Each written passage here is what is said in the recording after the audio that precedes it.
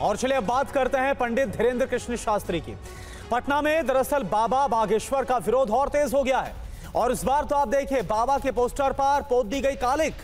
Poster पर अपशब्द भी लिखे गए। ये वही पोस्टर हम आपको दिखा रहे हैं जिस पर ना सिर्फ कालिक पोती गई बल्कि अपशब्द भी लिखे गए। तो ये तस्वीरें आपके सामने पटना की है जहां पर ये देखिए बाबा पंडित धीरेन्द्र कृष्ण शास्त्री के चेहरे पर कालिक पोती गई और साथ ही साथ जो पोस्टर लगाए गए थे उनके कार्यक्रम को लेकर इस पर अब शब्द भी लिखे गए। हमारे रोविंग एडिटर पंकज झा इस वक्त जुड़े हुए हैं।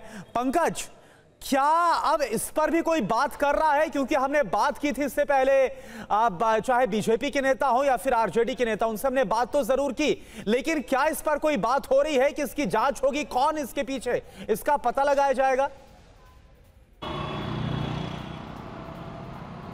देखिए, अभी तक ये पता नहीं चल पाया कि किसने आखिर ये काम किया है। कल रात की घटना है। एक पोस्टर आपको दिखला दूं, डाक बंगला चौराहे पर हम हैं। यहाँ एक पोस्टर लगा हुआ बाबा बागेश्वर का और देखिए चेहरे पर इनके कालिक पोत दी गई है। और आगे चले उस पोस्टर में कुछ ऐसा नहीं हुआ है। मैं आपको बताऊं कि आखिर डाक बंगला चौराहे पर क्यों किया गया है। क्योंकि हम जिस सड़क पर खड़े हैं इसी सड़क के बिल्कुल आगे करीब मुश्किल से 300 मीटर 400 मीटर की दूरी पर होटल पनास है, जहाँ बाबा धीरेन्द्र कृष्ण शास्त्री ठहरे हुए हैं।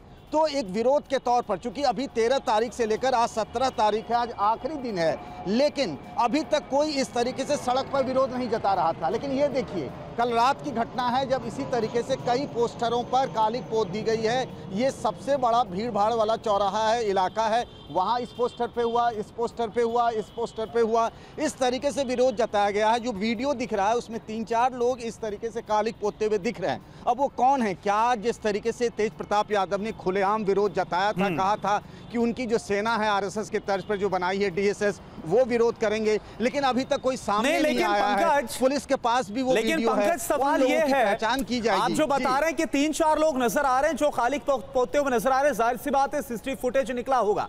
तो क्या ये पटना पुलिस के लिए इतना मुश्किल साबित हो रहा है कि उनको जल्द से जल्द पकड़ा जाए, उनसे पूछताछ की जाए?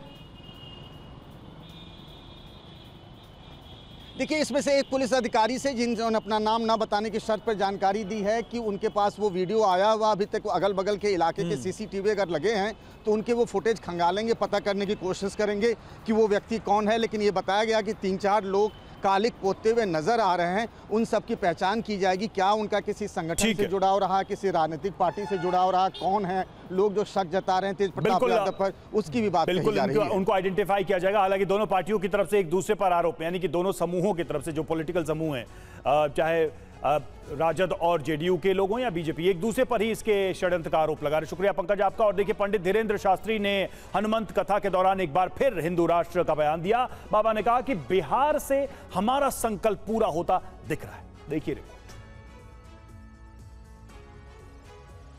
पंडित धीरेन्द्र शास्त्री ने एक बार फिर हिंदू राष्ट्र पर बयान दिया है। बाबा ने कहा कि बिहार से हमारा संकल्प पूरा होता दिख रहा है। पंडित धीरेन्द्र शास्त्री ने लोगों से अपील की है कि आज एक संकल्प लेकर घर जाना है। जिस दिन बिहार के 13 करोड़ में से 5 करोड़ लोग ही अपने मस्तक पर तिलक लगाकर घर से निकलेंगे, उस दिन हिंदू राष्ट्र का संकल्प पूरा हो जाएगा। 13 करोड़ लोगों में से 5 करोड़ लोग ही अपने घर के बाहर धर्म का ध्वज मस्तक पर तिलक लगाकर निकलने लगेंगे। उसी दिन भारत हिंदू राष्ट्र की ओर अग्रसर हो जाएगा। बाबा ने कथा के दौरान कहा कि रामचरितमानस गीता का अपमान नहीं सहेंगे। भारत में रहना है तो सीताराम कहना होगा। रामचरितमानस, गीता, पुराण, इनका अपमान अब नहीं सहेंगे। अगर भारत में रहना होगा तो सीताराम ही कहना होगा। पंडित धीरेन्द्र शास्त्री ने कहा कि बिहार में भक्ति की बहार है। धन्य है बिहार, यहाँ भक्ति की है बहार।